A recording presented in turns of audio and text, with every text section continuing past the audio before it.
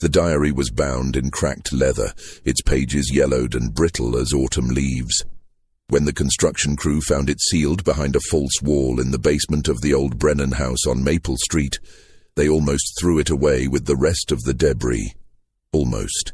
But something about the way it had been hidden, wrapped in oilcloth, placed inside a tin box, then bricked into a cavity that had been deliberately constructed to conceal it, made the foreman pause.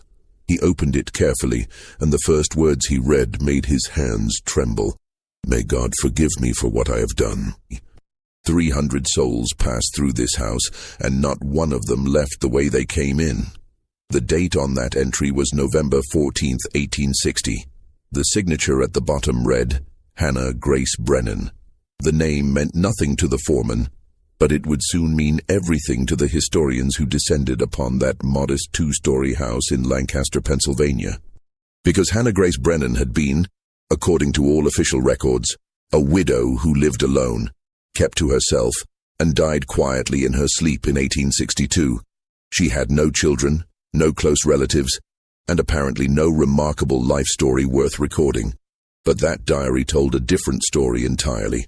A story that would raise questions no one could fully answer. A story about 300 people who entered her house between 1856 and 1861, and whose fates remained, even after the diary's discovery, disturbingly unclear.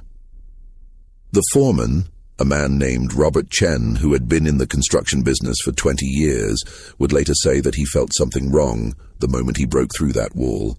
The air that escaped from the cavity was cold, unnaturally cold for a summer day, and it carried a smell he couldn't quite place. Not decay exactly, but something stale and ancient, like the air in a tomb that had been sealed for centuries. His crew wanted to continue with the demolition, but Chen insisted on examining the box first. When he opened it and saw the diary, he knew immediately that this was something significant. The house had been scheduled for demolition to make way for a new shopping center. It had sat vacant for 3 years, ever since the last owner had moved out abruptly in the middle of the night, leaving behind most of his possessions. Before that, the property records showed a long string of short-term residents, none staying more than a year or two. The house had a reputation in the neighborhood, a reputation for being strange, unsettling, wrong somehow. Children crossed the street rather than walk past it. Real estate agents had trouble selling it, even at prices well below market value. Now, with the diary in hand, Chen began to understand why. Hannah Grace was born on a frigid January morning in 1818, the second daughter of Samuel and Rachel Yoder. The Yoder farm sat on 120 acres of rolling Pennsylvania farmland, about 8 miles outside of Lancaster. It was not a prosperous farm. The soil was rocky and difficult to work, and the growing season was short. But Samuel Yoder was a determined man, and his family never went hungry. The Yoders were Mennonites, part of a close-knit community that valued simplicity, hard work, and devotion to God above all else. Hannah grew up in a world of strict discipline and clear expectations. She woke before dawn to milk the cows and gather eggs. She spent her days helping her mother with cooking, cleaning, sewing, and preserving food for the winter. She attended church services twice a week and prayer meetings every evening. She learned to read from the family Bible, and she was taught that pride, vanity, and worldly ambition were sins that would lead her soul to perdition. But Hannah was different from her older sister Mary, who accepted these teachings without question. Hannah asked questions. She wondered why God would create people only to condemn them to slavery. She questioned why women were expected to obey men without protest, why children were beaten for minor transgressions, why suffering was considered noble and joy was viewed with suspicion. She never voiced these questions aloud. She was not foolish, but her mother saw the doubt in her eyes, and it worried her. "You have a restless spirit, Hannah," Rachel Yoder told her daughter when Hannah was 15. "That restlessness will bring you nothing but sorrow. You must learn to accept what God has ordained for you and find peace in obedience." Hannah tried. She truly did. She threw herself into her work, hoping that exhaustion would quiet the questions in her mind. She memorized scripture, hoping that God's word would give her the peace her mother promised.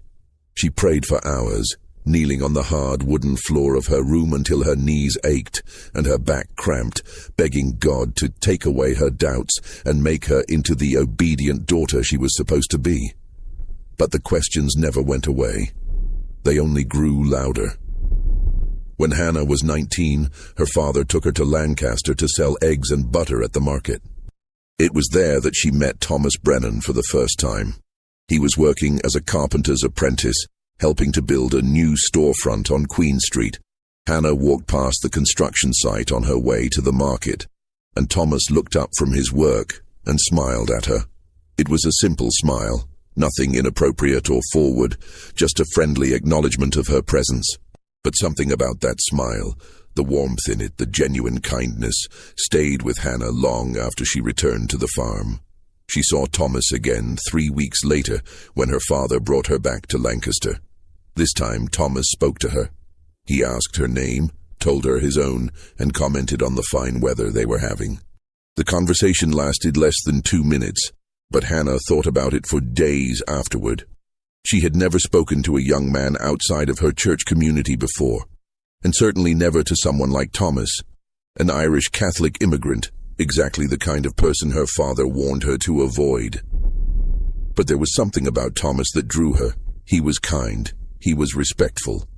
And unlike the young Mennonite men who sometimes came calling at the Yoder farm with their parents' approval, Thomas looked at Hannah as if he saw her, really saw her, not just as a potential wife or mother to future children, but as a person in her own right. Over the next 6 months, Hannah found excuses to go to Lancaster whenever possible. She volunteered to make the weekly trip to market. She offered to deliver eggs to customers in town. And each time, she managed to walk past the place where Thomas was working, and each time, they spoke a little longer. Thomas told her about his life in Ireland, about the poverty and hunger that had driven his family to emigrate, about his parents who had died during the voyage across the Atlantic, leaving Thomas alone in a new country at the age of 16. Hannah told him about the farm, about her family, about the questions that plagued her and the doubts she could never voice. They fell in love slowly, carefully, knowing that their relationship was impossible. Hannah's father would never approve of her marrying outside the faith. Thomas had almost nothing to offer. He was a laborer with no prospects, no land, no family connections. But they were young, and they were stubborn, and they believed that love could overcome any obstacle. They were wrong, of course.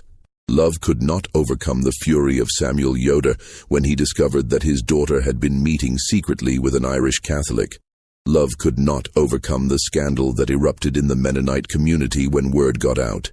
Love could not overcome the threat of total disownment that Hannah's father issued, telling her that if she married Thomas Brennan, she would be dead to her family, cast out and forgotten, as if she had never existed. But Hannah had spent her whole life being obedient, being quiet, swallowing her questions and her doubts and her desires. And she discovered that there was a limit to how much she could swallow. When faced with the choice between the life her family had planned for her and the life she wanted for herself, Hannah chose herself. She married Thomas Brennan in the summer of 1839 in a small civil ceremony with no family present. She was 21 years old. Her father kept his word. From that day forward, the Yoder family never spoke Hannah's name again. Her mother, her sister, her younger brothers, all of them treated her as if she had died. When Hannah tried to visit the farm a few months after the wedding, her father met her at the gate with a rifle and told her that if she ever set foot on his property again, he would shoot her. Hannah wept all the way back to Lancaster, but she did not regret her choice. She had Thomas, and that was enough. Thomas and Hannah built their life together slowly, carefully, like Thomas built the houses and storefronts that were his trade. They rented a small apartment above a bakery for the first 3 years of their marriage, saving every penny they could spare. Hannah took in sewing and laundry, her fingers working late into the night by candlelight, stitching hems and darning socks and washing other people's linens. Thomas worked 6 days a week, sometimes 7, taking on any job that would pay. They ate simple meals, wore simple clothes, and dreamed of the day when they could afford a home of their own. That day came in 1842. The house on Maple Street was not impressive. It was a simple two-story structure that had been poorly maintained by its previous owner, but it was theirs.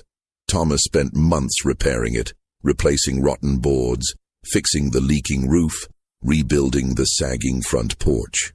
Hannah cleaned every inch of it, scrubbing away years of neglect until the floors shone and the windows sparkled. They planted a small garden in the backyard, and Hannah grew vegetables and herbs that she used to make their meals. They were happy. Not wealthy, not comfortable in any material sense, but happy. They had each other, and they had their home, and that seemed like enough. But there was one sadness that shadowed their happiness. Hannah did not conceive. Month after month, year after year, she hoped and prayed for a child, but none came. She consulted with doctors who told her there was nothing wrong with her that they could detect. She tried folk remedies suggested by the other women in the neighborhood. Teas made from raspberry leaves, poultices applied to her abdomen, charms and prayers and superstitions. Nothing worked. Thomas told her it didn't matter, that he loved her whether they had children or not. But Hannah knew it mattered to him, even if he wouldn't admit it. She saw the way he looked at other men's children, the longing in his eyes. She heard the slight change in his voice when their neighbors talked about their sons and daughters. And she felt the weight of her failure pressing down on her like a stone. By 1850, Hannah had accepted that she would never be a mother. She was 32 years old, and she had been married for 11 years. If children were going to come, they would have come by now. She tried to make peace with this reality, tried to find purpose in other things, her work, her marriage, her small circle of friends in the neighborhood. But there was always a hollowness inside her, a sense that something fundamental was missing from her life. Thomas never reproached her for her childlessness. He never suggested, as some of the neighbors did, that perhaps God was punishing her for defying her family and marrying outside her faith. He simply loved her, steadily and faithfully, and tried to make her happy in whatever ways he could. In 1853, Thomas began working on a large construction project, a new bank building in the center of Lancaster. It was the biggest job he had ever been part of, and he was proud to be chosen for the crew. The work was dangerous, but the pay was good, and Thomas dreamed of saving enough to expand their house, maybe add a third bedroom, build a proper workshop in the backyard where he could take on projects of his own. He never got the chance. On a cold morning in February of 1854, a support beam collapsed. Thomas was standing directly beneath it. He died instantly, his chest crushed, his neck broken. He was 36 years old. Hannah's world ended that day. The neighbors who had been her friends suddenly became distant, uncomfortable with her grief, uncertain how to help. The women brought food, but they didn't stay long. The men offered to help with repairs around the house, but their offers were perfunctory, obligatory. Hannah realized that she had become something people didn't know how to handle, a childless widow with no family, no real place in the community. She buried Thomas in the Catholic cemetery, even though she was not Catholic herself. She stood alone at his grave, while the priest spoke words she barely heard, and then she went home to the empty house on Maple Street and tried to figure out how to continue living. The months after Thomas's death were the darkest of Hannah's life. She moved through her days like a ghost, going through the motions of survival without any real sense of purpose. She continued to take in sewing and laundry because she needed the money to pay her rent and buy food. She attended church services, though she no longer prayed with any real hope that God was listening. She kept the house clean and the garden tended because those were the things she had always done, and she didn't know what else to do. The neighbors whispered about her. They said grief had made her strange. They said she talked to herself, that she sometimes stood in her yard at night staring at nothing, that lights burned in her windows at all hours. Some of this was true. Hannah did talk to Thomas sometimes, as if he were still there. She did stand outside at night because sleep eluded her and the darkness felt less oppressive than the empty house. And yes, she kept candles burning because the thought of sitting alone in the dark was unbearable. But the neighbors didn't understand. They saw her behavior as madness, as something to be pitied or feared. They didn't see that Hannah was simply trying to survive the unsurvivable, trying to find a way to keep living when the only person who had ever truly loved her was gone. And then, on a cold night in March of 1856, someone knocked on her door. Hannah almost didn't answer. It was late, well past 10 o'clock, and she wasn't expecting anyone. But the knocking continued, soft but insistent, and finally, more out of curiosity than anything else, Hannah opened the door. The man standing on her porch was tall and thin, his clothes ragged and dirty. His face was haggard, his eyes sunken with exhaustion and fear. He looked at Hannah for a long moment, as if trying to determine whether he could trust her, and then he spoke in a low, urgent voice. "They told me you might help," he said. "They said this house was safe." Hannah didn't understand at first. "Who told you that?" she asked. "Help with what?" The man glanced over his shoulder, checking the dark street behind him. "Please," he said. "Can I come inside? I can't stay out here. If they find me—" He didn't finish the sentence, but Hannah saw the terror in his eyes, and something inside her responded. She stepped aside and gestured for him to enter quickly. He slipped past her, and she closed the door, her heart pounding. "Who are you?" she asked. "What's happened?" The man stood in her hallway, trembling despite the warmth from the fireplace. "My name is Nathan," he said. "I've been traveling for 2 weeks.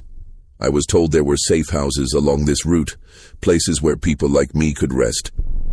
Someone in Philadelphia said I should come here, to this address.